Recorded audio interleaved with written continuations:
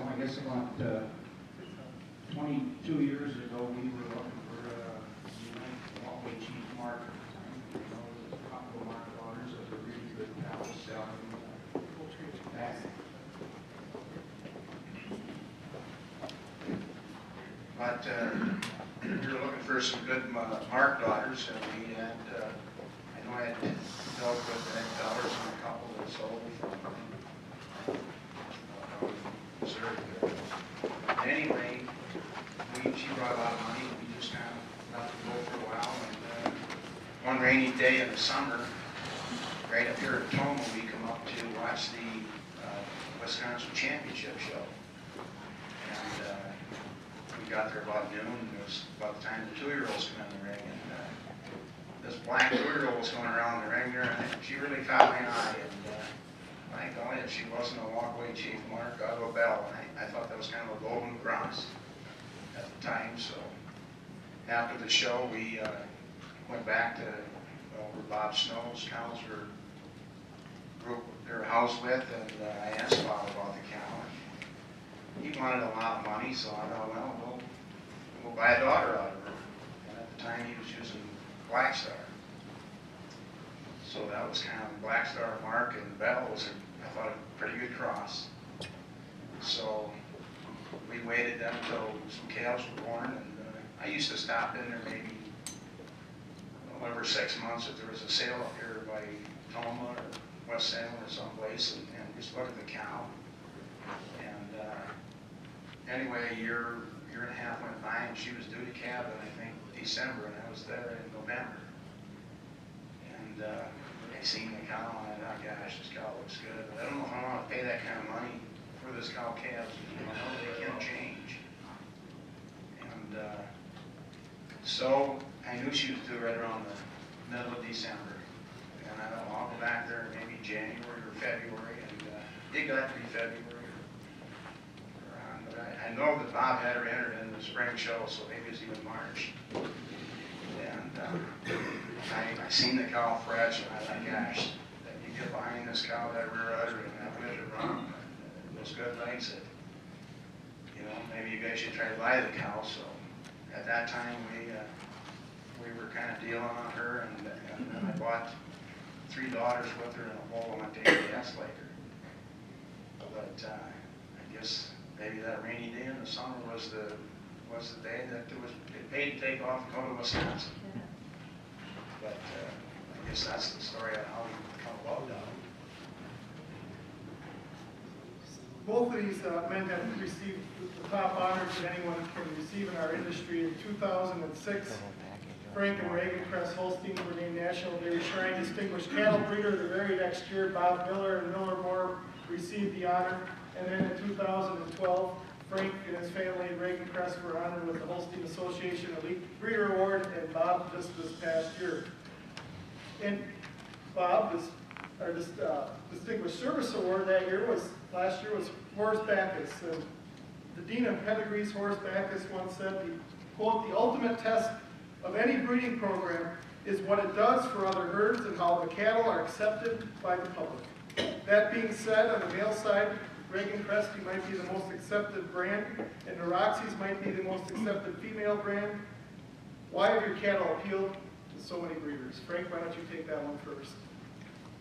Well, I hope that, first of all, these bulls, you got to have people with enough confidence to use them. I mean, you can have a bull, and if nobody has confidence enough to use them, it's hard to get a good proof and that. But we always hope that people do good with these cattle, because if they're not interested in coming back, or maybe the bull stud isn't interested in coming back. If they don't have a pretty good percent return to active duty, then they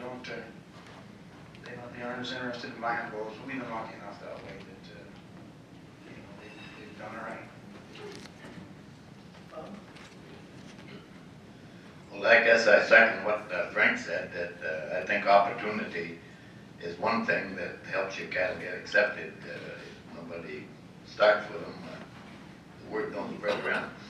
And I think that the best thing I ever done when Roxy, the first daughter born in my place was a cow named Millimore Roxette. And I sold her and hated to do that because I wanted to develop the family, but I did put her in the national convention sale. She went to Hanover Hill. And that was the best thing that ever happened to the Roxy family because Hanover Hill really promoted that cow.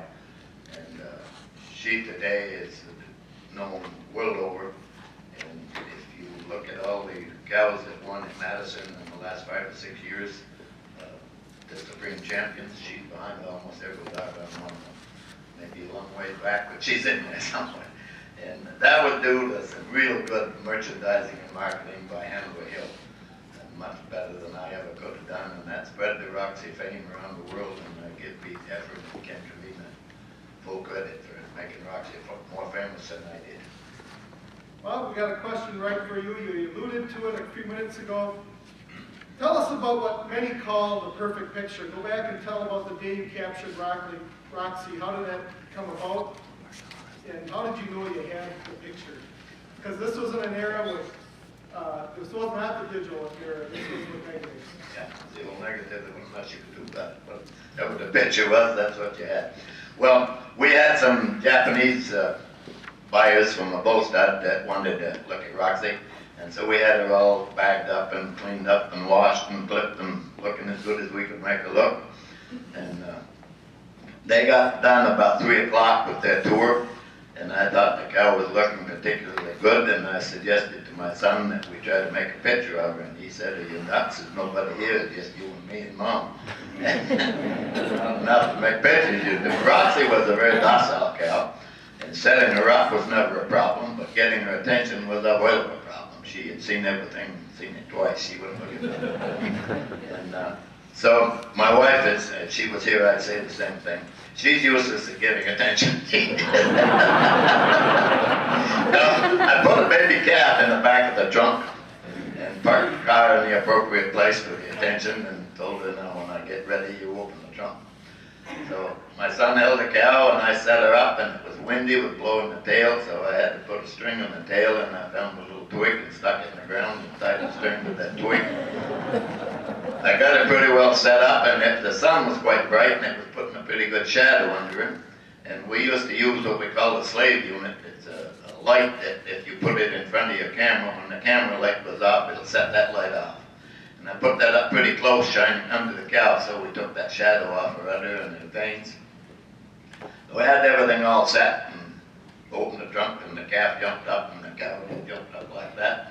I took one picture, and of course that light always scares them, that slave light. She was gone. And I said, put her away, that's the one I wanted. And Kay said, "You sure you're only going to take one picture?" I said, "That's good." Thank you, Bob. All we're looking for. Frank, I could read through this list for a long time. The list is so deep. Durham, Iota, Mack, Geiger, Braxton, Dundee, Mr. Sandberg, Bond, the list goes on and on. This group is collectively responsible for over 1 million units of semen sold worldwide. That doesn't count domestic semen sales. First question, I think I pretty much know the answer. Who is your favorite bull? And there's going to be a follow-up question to that. Well, I guess I'd have to say Durham probably would have to be the favorite bull, although we like Dundee too. I mean, they're kind of 2 different kinds of bulls. One was kind of docile, and the other was a little, to get your attention.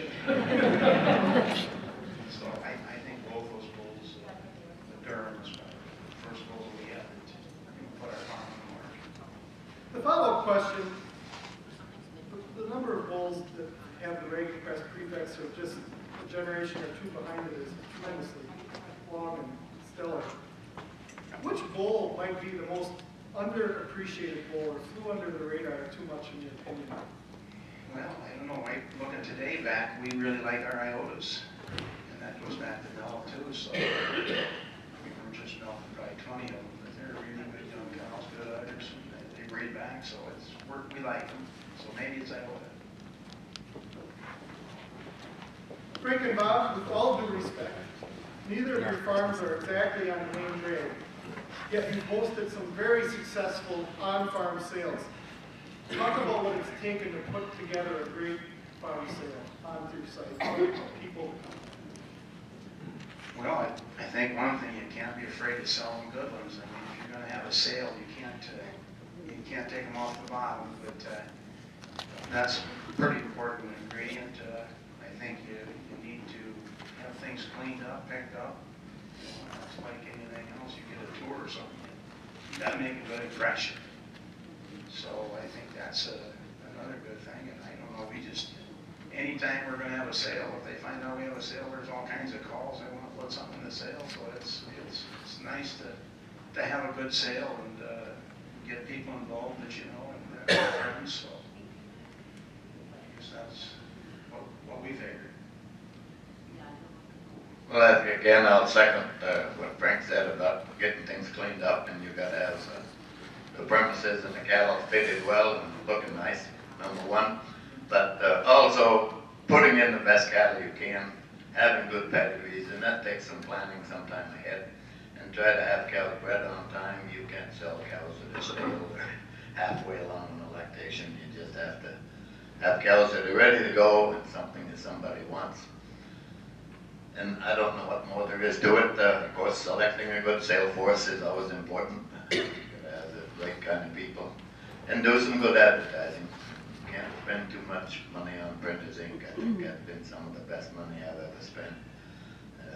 Buying printer's ink, I guess, because people like to read about things and be candid in your advertising. Try to tell the whole story.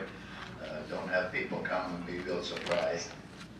If you tell them they're not that good, they're better than that, they come, they don't see what they're expecting to see, they go away disappointed. Try to lay it on the line. The only two things I'd add, certainly with Frank and I will build it, they will come. And any other thing here is, in my opinion, reputation. You know, if you could sum that up in one